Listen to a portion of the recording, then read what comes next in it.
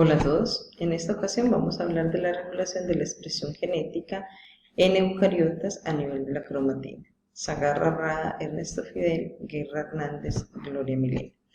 La expresión genética es el proceso de transformación de la información codificada por los ácidos nucleicos en proteína con una funcionalidad específica.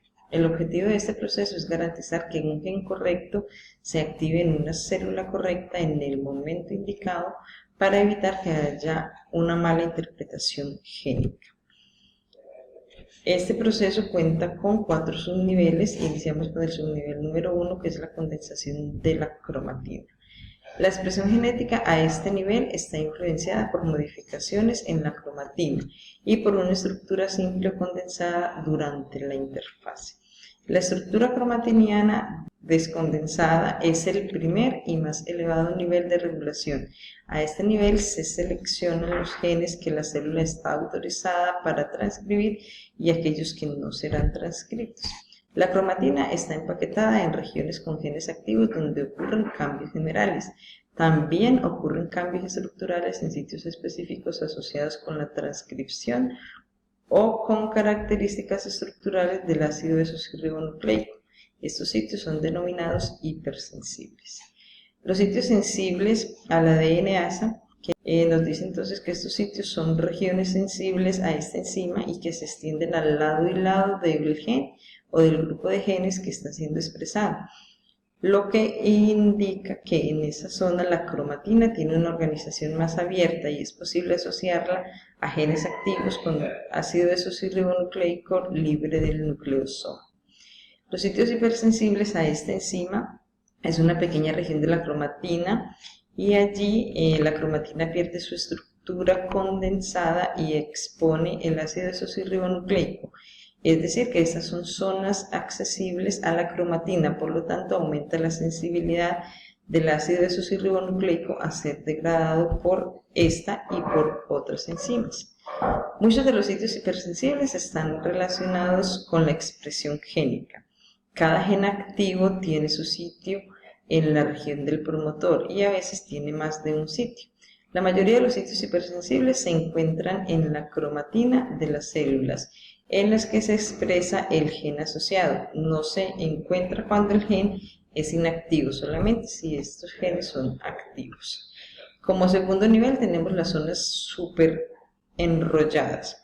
El superenrollamiento se origina cuando las hebras giran en torno al eje de la doble hélice para perder o ganar torsión y se unen de nuevo en los extremos. Una hélice superenrollada es una estructura de proteínas donde se unen varias hélices. De 2 a 7 hélices pueden unirse. Este arreglo espacial interviene en la regulación de la expresión genética, que es el tema del cual estamos hablando. La intervención de la enzima topoisomerasa crea o elimina supergiros, disminuye su actividad y disminuye también la transcripción de numerosos genes. Estas topoisomerasas implicadas en esta regulación parecen fijarse a determinadas secuencias específicas del ácido desoxirribonucleico situadas antes de los promotores y que afectan el proceso de transcripción. El superenrollamiento de las células eucariotas es un superenrollamiento negativo. En este, el DNA hace que las bases estén más accesibles a las proteínas. El grado de torsión del DNA es un medio para modificar el acceso de las proteínas al promotor, regulando la expresión de los genes. Tenemos la metilación de las citosinas. Este proceso ocurre cuando los radicales metilos se unen a la cadena de ADN sobre las bases de la citosina, especialmente en los nucleótidos emparejados de citosina guanina. Este proceso sucede por lo general en la mayoría de las estructuras de ADN. Es un proceso químicamente muy estable y pasa de generación en generación con una alta fidelidad. La metilación del ADN es asociada con silenciación de genes. 2 de los 4 nucleótidos de ADN, citosina y adenina, pueden ser metilados. La metilación de adenina se limita en procariontes. El rango de citosina en la metilación del ADN es notable diferentemente en las diferentes especies. De hecho, la identificación de metilación en la cadena de ADN se asocia a diferentes tipos de especies. La metilación es observable en sitios donde el gen aparece inactivo. Sitios hipometilados o bajamente metilados coinciden con zonas sensibles a la DNasa 1. La metilación en el extremo 5 de un gen puede estar directamente relacionada con su expresión, aunque también se observa que en el extremo 3' del radical también hay genes expresados con ese tipo de metilación.